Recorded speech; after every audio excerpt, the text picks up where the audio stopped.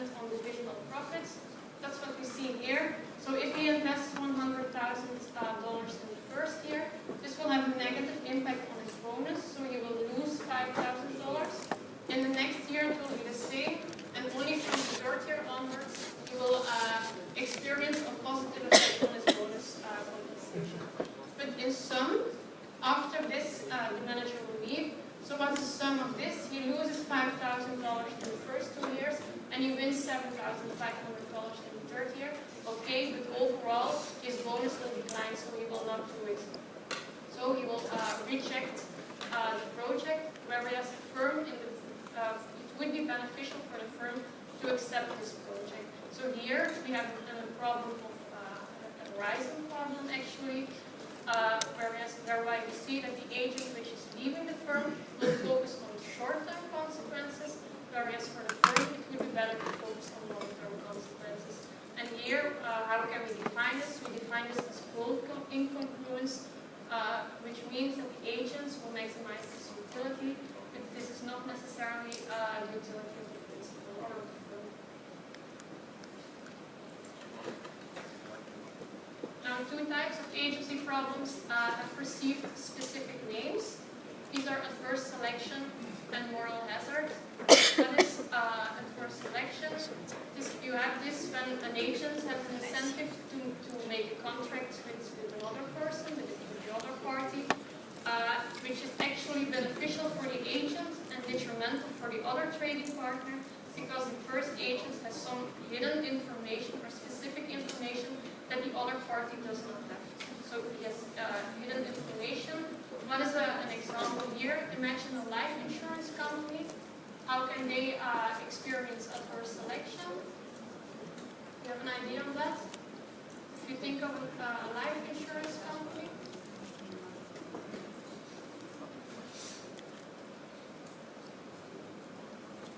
So before somebody signs a contract with a life insurance company, how does the life insurance company itself experiences adverse selection? So it's the life insurance company that is actually a victim of adverse selection. Somebody an idea? Yeah, so it's related to that. So what do we see? People that are willing to sign a contract with a life insurance company, they typically have more severe health problems as compared to an average person, but they will not tell it to the life insurance company before they set their rates. After the life insurance company sets its rates based on an average person, then an adverse group of people will sign in on the contract, and they will benefit from the contract, because normally the contract would be more expensive to them, but since that the life insurance company did not know that they were more ill as on average, they are cheap enough. Now, how can the life insurance company prevent this kind of problem? They can ask to each member to fill in a pre-medical questionnaire. So that's what you often need to do when you want to sign a contract with a life insurance company. They ask you some questions, whether you smoke, whether you were often sick, and these kinds of things. So that's how they try to avoid adverse selection problems. Now, the second problem is moral hazard, whereby an agent has an incentive to deviate because the principal cannot really see whether the contract was honored or not. And an example here would be in an agent, if you have a car accident and you go to the insurance company, you can easily say, hey, my door was damaged in the car accident. However, you know yourself that the door was already damaged before, but your agency does not know that the door was already damaged. How can we avoid this? That's by inspecting the door. So this is quite abstract, so let me give you a small example here. I have a little story over here. So just imagine your car breaks down in a small village. After beginning working on the car, the mechanic might tell you that you will need a new radiator. And that it will cost you $500. Okay? You cannot tell whether this is true or not. The mechanic has information that you don't have. So you can lie or you can be correct. Now at this moment, you have to decide to buy a new radiator, and the mechanic has critical information. So you have to make a decision. However, you do not have all the necessary information to make a right or a good decision. So if the mechanic is lying, so if your radiator is actually not broken, your interests and those of society are harmed. So the mechanic will win and you will lose. Now, further on, what happens? Suppose you buy the new radiator, then 200 kilometers further, you have the same problem. So something clearly went wrong. The new radiator was not installed correctly, and it will cost you time and money to repair it. So clearly, the mechanic has been lying to you. You yourself cannot monitor whether the radiator has been fixed or not, or whether it was of good quality or not. And the mechanic might have just changed your radiator with another one, which was already broken, but you will never know. And again, there is a loss in resources. So this is a typical example of moral hazard, because we're after contracting. And on the previous slide, this was adverse selection. So here we are before contracting, you did not sign the contract with the mechanic yet, and afterwards you experience moral hazard problems. Now, how can we solve these agency problems? One way is to assign the right decision rights to the right person. And what are decision rights? These are restrictions on how a firm's assets can or cannot be used. So somebody can decide on how the firm's assets can or cannot be used. Let me think of an example of a decision right. Who of you has a car of his own? Okay. What can you do with your car? What are you allowed to do? What are your decision rights? Yeah, that's completely correct. You have some decision rights when you own a car. So you can drive it, you can paint it, I don't know. You can destroy it if you're in a bad humor. But what can you not do? You cannot drive too fast. You cannot cross the speed limit. So when you have a car, you have some decision rights, but these are not unrestricted. So you can do some things, but you cannot do everything with it. You can even sell it, but passing the law, you cannot do that. Now, what is an important decision for managers? Will they retain the right to make certain decisions themselves, or will they delegate decision rights? Will they give the right to other people in the organization to make some decisions? And when they delegate the decision rights to somebody else, that certain person can be held accountable for the result. And when somebody has the right to make a decision, we say that this person has a decision right. Now, the question of whether the organization is centrally managed or decentralized relates to the decision right assignment.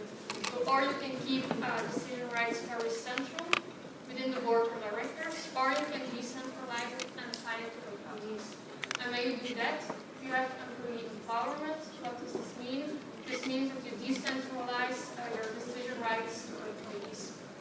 So depending on the type of firm, depending on other factors, you can or decide to keep your decision rights central in the firm, or you can delegate it and decentralize your firm. Now, we know that individuals are willing to maximize their own welfare, they're rational. However, not everybody has sufficient knowledge to make certain decisions. What we see is that, what is in practice, what needs to be done is that knowledge and decision making are linked. So the ideal scenario is that knowledge and decision making reside within the same person. Now, however, some knowledge is very costly to acquire, very costly to process, and also costly to store. Technical knowledge in Borbuild, for instance, it's very difficult to acquire or to transfer to other people. Also, Steve Jobs, for instance, at Apple, he did not make all the decisions himself because he just did not have the time to get or acquire the necessary knowledge to make all the decisions himself. So he delegated the decision rights to other people. Now, ideally, knowledge and decision making reside within the same person. For instance, if you have a machine operator, he has the best knowledge to know how to schedule his machine, so he should receive the decision rights on that decision. Now, sometimes it's just not possible or too costly to link knowledge and decision making.